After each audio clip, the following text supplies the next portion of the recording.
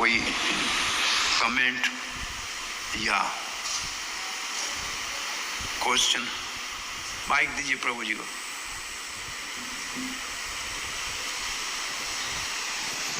हरे कृष्णा प्रभु, बहुत बहुत धन्यवाद।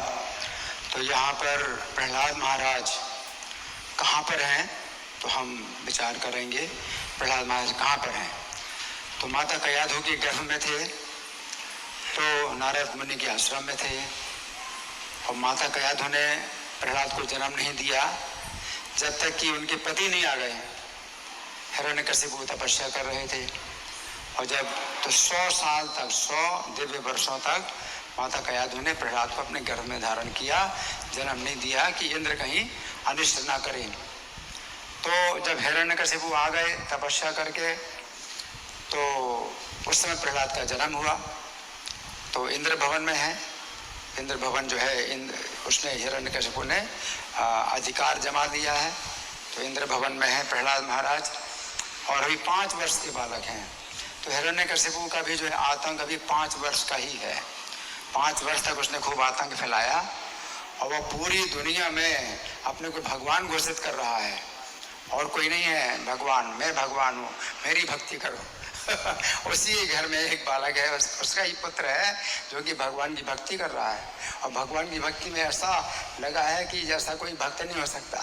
तो देखो कोई व्यक्ति जो है बाहर पूरी दुनिया को जो है अपने नियंत्रण में कर रहा है, और उसका ही जो पुत्र है वो भगवान के जो है मतलब नियंत्रण, मतलब हिरण्यकशिपु के नियंत्रण से बाहर वो भजन कर रहा है, और उसको पता नहीं चल रहा है, क्योंकि वो तो बाहर के कार्यों में लगा हुआ है कि मतलब पूरा आतंक फैला रहा है बाहर। और उसी घर में जो है उसका जो पुत्र है वो जो है निर्भय होकर के, निश्चिंत होकर के भजन कर रहा है, भक्ति कर रहा है। तो अब ये जो प्रहलाद महाराज की स्थिति है, वे जो मतलब लज्जा रहे तो वो नृत्य कर रहे हैं, तो बिना लज्जा के नृत्य कर रहे हैं। तो यहाँ पर कुछ और भी विचार करना पड़ेगा कि एक बालक है और उसको अनुभव है ही नहीं, वो संसार को इस तरह से देखा ही नहीं, अनुभव ही नहीं किया कि संसार में ऐसे भी लोग होते हैं जो कि नास्तिक होते हैं या विरोधी होते हैं। तो इस कारण से बालक जो है लज्जा रहित होकर नृत्य करता है। परंतु जहाँ तक भक्तों की बात है या चैतन्य महाप्रभु की बात है, तो कई बार वे अपने भाव को संवरण कर लेते हैं। जैसे कि प्रभुपाद भी थे तो संवरण कर लेते थे अपने भाव को, क्योंकि लोग, सामान्य लोग नहीं समझ पाएंगे। वो देखें, लेकिन जो बालक है उसको इतना अनुभव नहीं है, इस कारण से बिना लज्जा के वो नृत्य कर रहा है। तो यहाँ पर बताया तो गया है कि भगवान का नाम भी बिना लज्जा के कोई गान करे। ये गायन्ति त्यक्त लज्जा सहर्षम जीवन मुक्ता संशयो नास्ति यत्र। भगवान के नाम का भी जो है कोई बिना लज्जा के, लज्जा त्याग करके हर्षपूर्वक अगर नाम लेता है तो वो जीवन मुक्त होता है, इसमें कोई संशय नहीं है। तो लज्जा तो मतलब नहीं है, तो भी संवरण करना पड़ता है भाव को, क्योंकि जब लोगों को देखा जाता है, भी लोग कैसे हैं, लोग जो है उसका गलत अर्थ निकालेंगे, लोग जो है उसका बहुत जो है वो हो रहे, मतलब तनाव में आ रहे हैं।